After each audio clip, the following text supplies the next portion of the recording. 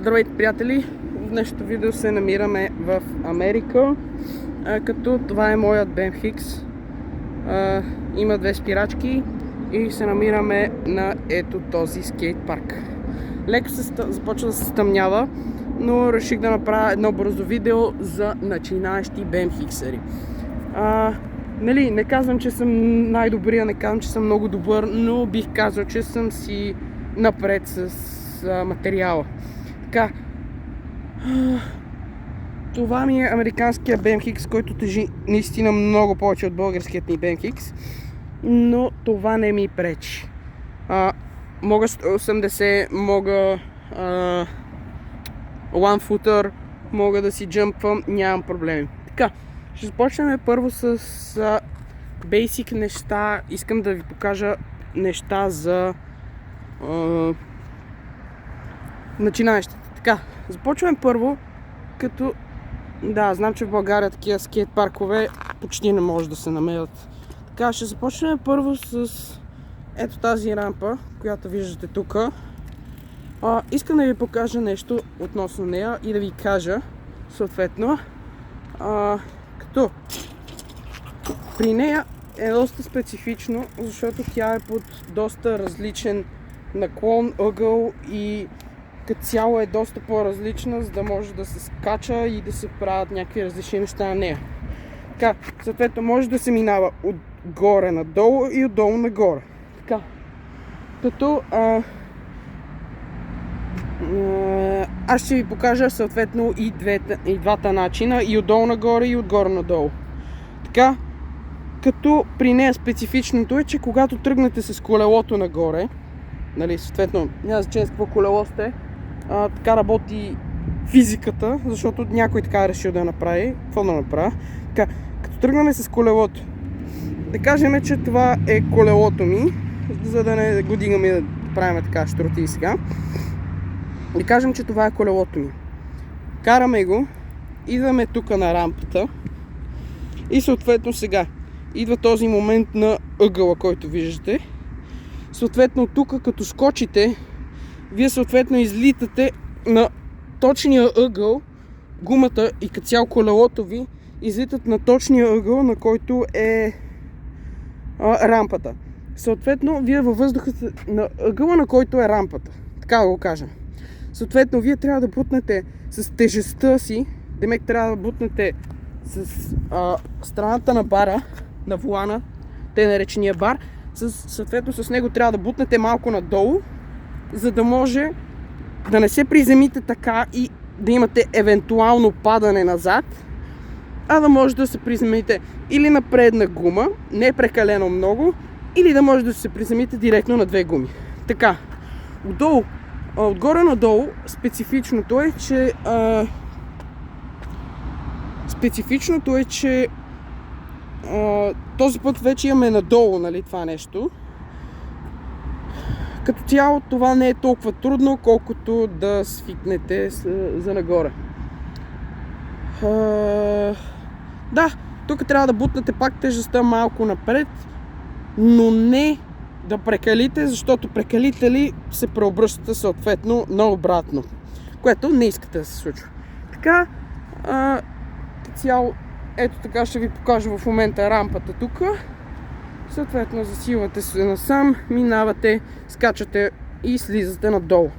Или обратното, засилвате се, минавате от тук, скачате, бутате тежестта със сигурност и минавате оттам. И така нататък. Сега ще започнем първо с това нещо, да ви покажа тези неща.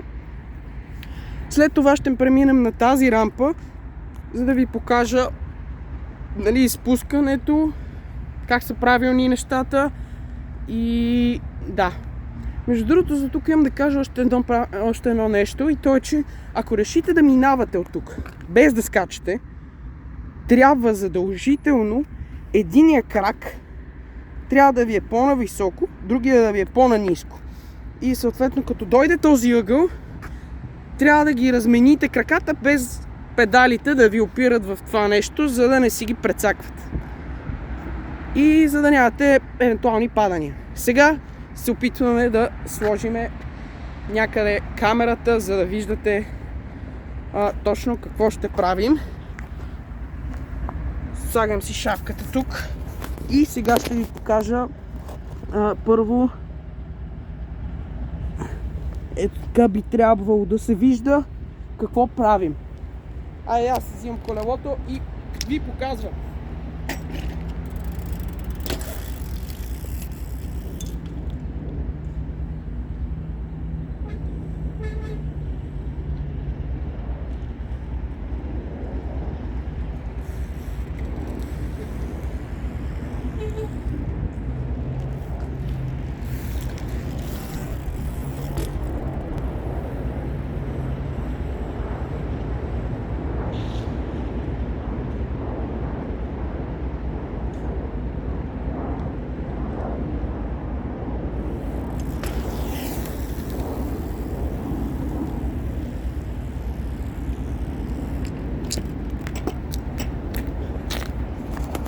Така както видяхте, аз ви показах и нагоре и надолу.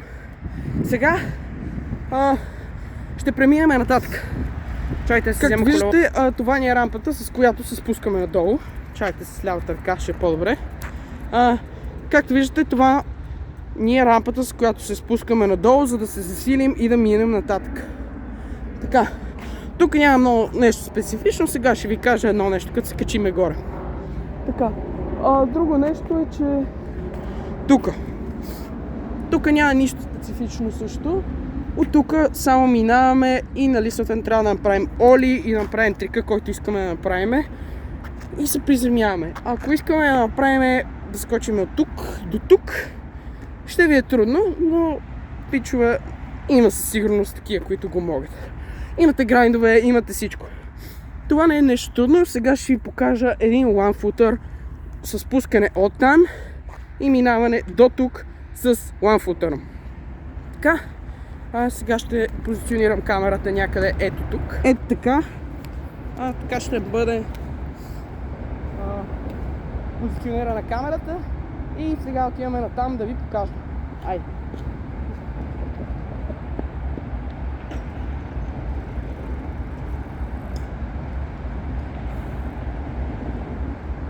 Първо искам да кажа, че трябва да се засилите, за да може да се качите, нали, съответно там. След това там се засилвате за насам. Сега ще видите.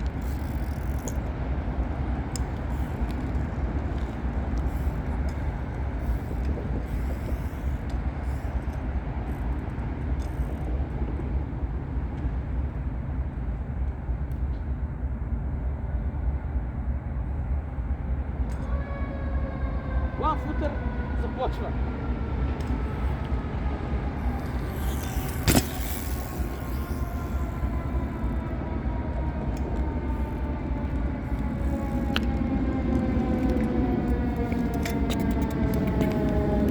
Мичо, бързо да ви покажа американската пожарна линейката. Йоу, ще мина ли патрук? Не, няма да мине патрук. Значи не им е трябвало чак такова подкрепление, така го кажем. Да, това бяха бейсик нещата. Сега ще преминем пак на тази рампа. Чакайте да си взема шапката, че си я забравих. Че бързах да ви покажа пожарните. Така.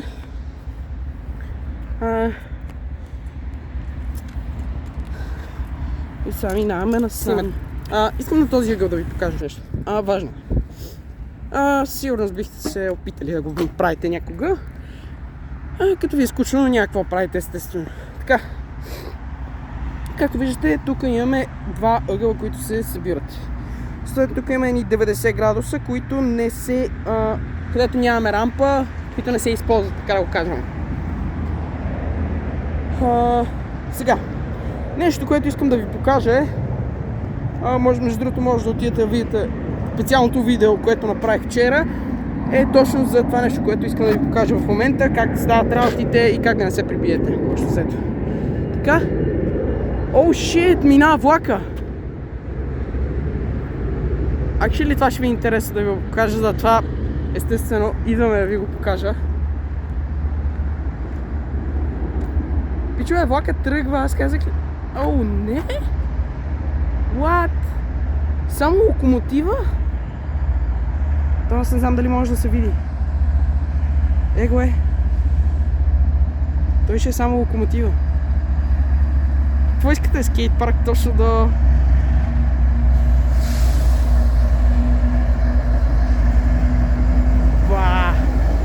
Те са два локомотива.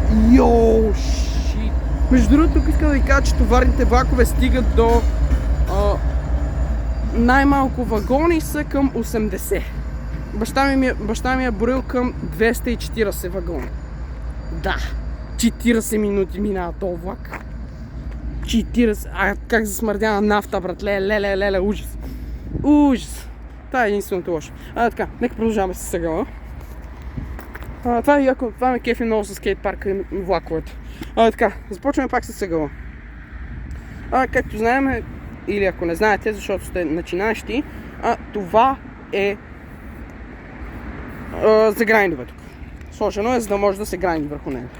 Така, сега започваме. Какво правим?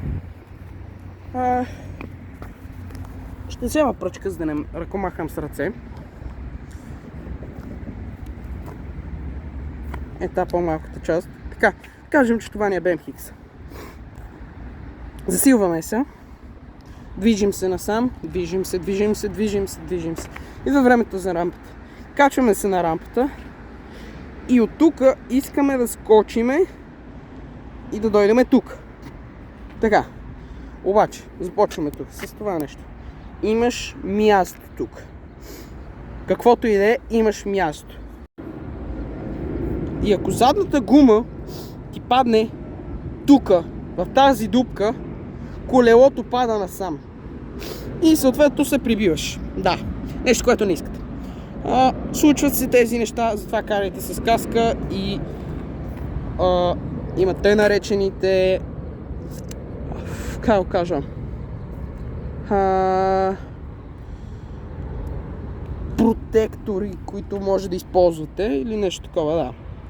Така, съответно, трябва да внимавате и да си преценявате ъгъла, който може да скочите. Опитайте се с малко, с повече, с много, но не прекаляйте. Не се опитвайте директно от тук там. Възможно е, но е трудно. Не се опитвайте. Така, тази пръчка ще си оставя тук за обяснения, защото може би трябва, може не ги трябва. Сега ще ви демонстрирам. Обаче, кликбейт. Не, няма да ви демонстрирам. Ако искате да видите това, как правя този скок от тук, може да се абонирате за инстаграма ми, който ще се пада ето тук, по средата на екрана в момента. Може да се абонирате за инстаграма, за YouTube канала ми и общо взето да, като сега може да позиционираме някъде камерата и да видите общо взето аз как си карам горе-долу фрирайд, както си обичам да си карам. Да. Така, сега може малко да приближим камерата и ще я сложим примерно на 0,8, нещо такова. Сега ще дойдем ето тук. Това принципно си е спот за каране, но да, аз няма да го използвам, защото не съм се научил още на такива тегави неща. Ще позиционирам аз камерата. Я видим как ще я позиционирам. Ето така, нещо такова. И е време да караме.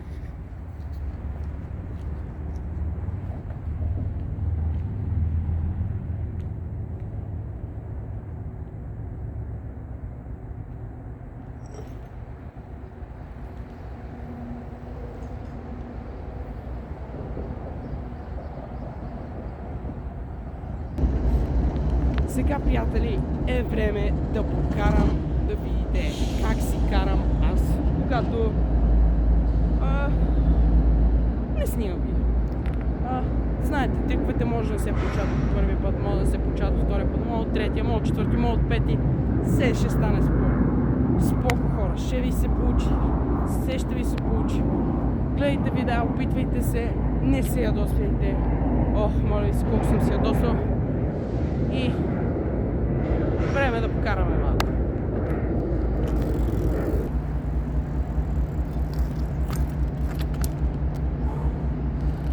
пичове, получи ми 180-то. Тегло си е.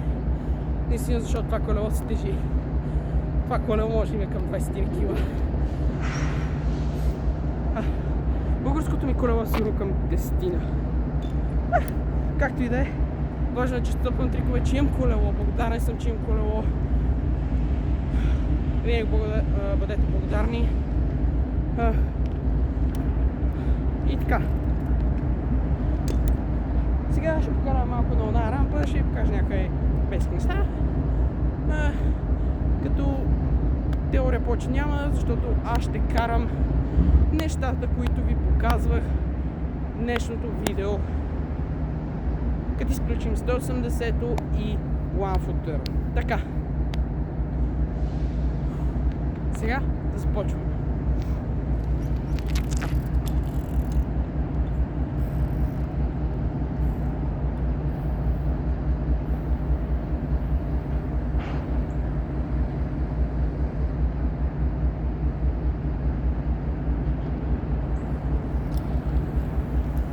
Какво ще го направи?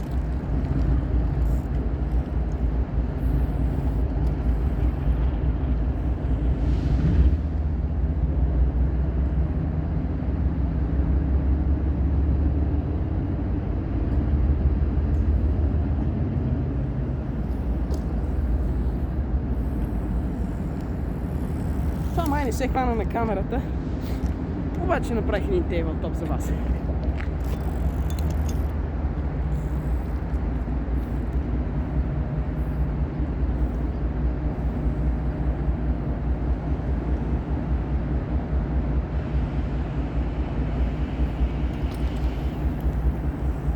Бейсик нещото.